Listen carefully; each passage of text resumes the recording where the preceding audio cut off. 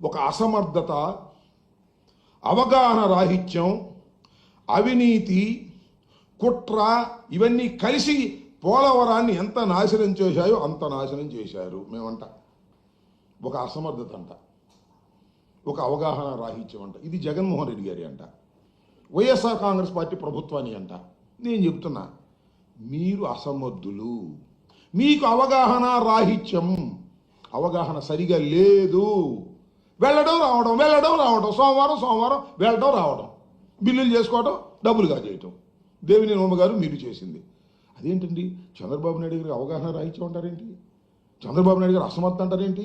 ఆయన 40 సంవత్సరాలు సీనియరు, పైగా ఇప్పటికి 3వ 4వ ముఖ్యమంత్రి అంటారా అని అనుకుంటారు మీరు. నేను చెప్తున్నా, అసమర్థత కాకపోతే, అవగాహన రాహిత్యం కాకపోతే నదిని డైవర్ట్ చేయకోకుండా ఎవరైనా ఏ దేశంలో అయినా వేస్తారండి డయాఫ్రామ్ వాళ్ళు. మన దేశంలో కాబట్టి సరిపోయింది, కానీ ఇలాగే ఇంకొక దేశంలో ఎక్కడ జరిగితే ఈ నష్టానికి ప్రాసిక్యూట్ చేస్తారు, ఉరి కూడా వేస్తారని మనం చేస్తున్నాం. ఇంత దుర్మార్గంగా చేసి ఇవాళ జగన్మోహన్ రెడ్డి గారి మీద అధికారంలో లేవు కాబట్టి, మాకు పత్రికల్లో రాసే పత్రికలు తక్కువ ఉన్నాయి కాబట్టి, మీకు మీడియా బలం ఎక్కువ ఉంది కాబట్టి అబద్ధాలుగా పుంకాలుగా చెప్పి జనాన్ని నమ్మించాలనేటువంటి ప్రయత్నం చేయటం చాలా దురదృష్టకరమని కూడా ఈ సందర్భంగా నేను మనవి చేస్తున్నా. అవినీతి అంట, ఎవరు అవినీతి? కుట్ర అంట, ఎవరు కుట్ర? అవినీతి మీరు, నేను అనలేదుగా. ఎవరన్నారు?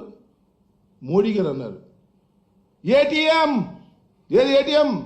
పోలవరం ఇది ఏటీఎం అని మీ ప్రధానమంత్రి గారే అన్నాడు. ఫండ్ ఇచ్చా ఆయన అన్నాడు. అవినీతి ఎవరిదండి? మాదే మీదే. మీరు పూర్తిగా అవినీతి చేశారు, పూర్తిగా అన్యాయం చేశారు, అవగాహన రాహిత్యం చేశారు. సందు దొరికింది కదా అని చెప్పేసి జగన్మోహన్ రెడ్డి గారి మీద, వైఎస్ఆర్ కాంగ్రెస్ పార్టీ మీద బురద తల్లేటటువంటి కార్యక్రమాలు మీరు చేస్తున్నారు. ఇది తగదని కూడా ఈ సందర్భంగా నేను చెప్పదలుచుకున్నా. కేంద్ర ప్రభుత్వం ఫేజ్ 1 కింద 12,157 కోట్లు శాంక్షన్ చేసిందని చెప్తున్నారు. నిజం. దానికి కారణం వైఎస్ఆర్ కాంగ్రెస్ పార్టీ. గర్వంగా చెప్తున్నా. మేము కింద నుంచి ఫైల్ నడిపి జస్ట్ బిఫోర్ ఎన్నికలకు ముందు క్యాబినెట్లో పెట్టాల్సింది. అప్పటికి ఏలియన్స్ కుదిరింది వీళ్ళకి.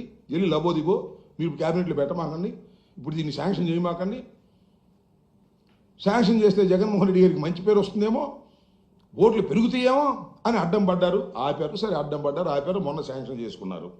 శాంక్షన్ చేసుకుంటే 12,157 కోట్లు ఫస్ట్ ఫేజ్కి 41.15కి శాంక్షన్ చేశారు. That is the first phase. రెండో ఫేజ్ సంగతి దేవుడు ఎరుగు, దాని సంగతి మళ్ళీ చెప్తా. 2,300 కోట్ల రూపాయలు ఆల్రెడీ రిలీజ్ అయింది. దీన్ని ఈ 12,157 కోట్లలో 2,300 కోట్ల రూపాయలు రిలీజ్ అయితే ఏం చేశారని అడుగుతున్నా చంద్రబాబు నాయుడు గారిని. మొత్తం డైవర్ట్ చేసుకున్నారు, స్టేట్ గవర్నమెంట్కి వాడుకున్నారు. ఎందుకు చెప్తున్నానంటే, మమ్మల్ని అన్నారు. నిమ్మల రామానాయుడు గారు గుర్తుందో లేదో మీకు?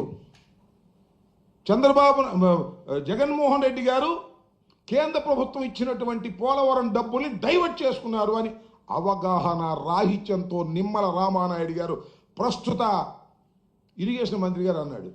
అసలు అవకాశం లేదట. నేను ఒకసారి చెప్పి మళ్ళీ చెప్తున్నా. ఎందుకు అవకాశం లేదంటే, ఈ రకంగా 2,300 కోట్ల రూపాయల అడ్వాన్స్గా రిలీజ్ చేసిన సందర్భమే వైఎస్ఆర్ కాంగ్రెస్ పార్టీ ప్రభుత్వం లేదు. ఎప్పుడు రీఎంబర్స్మెంట్ ఇచ్చారు.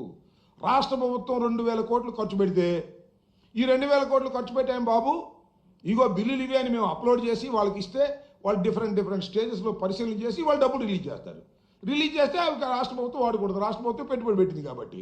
దీనికి ఇంతవరకు సమాధానం చెప్పలా ఎవరు? నిమ్మల రామానాయుడు గారు. చాలా సందర్భాల్లో మైక్ ముందుకు వచ్చాడు, మీడియా ముందుకు వచ్చాడు, మమ్మల్ని అనేక రకాలుగా మాట్లాడాడు.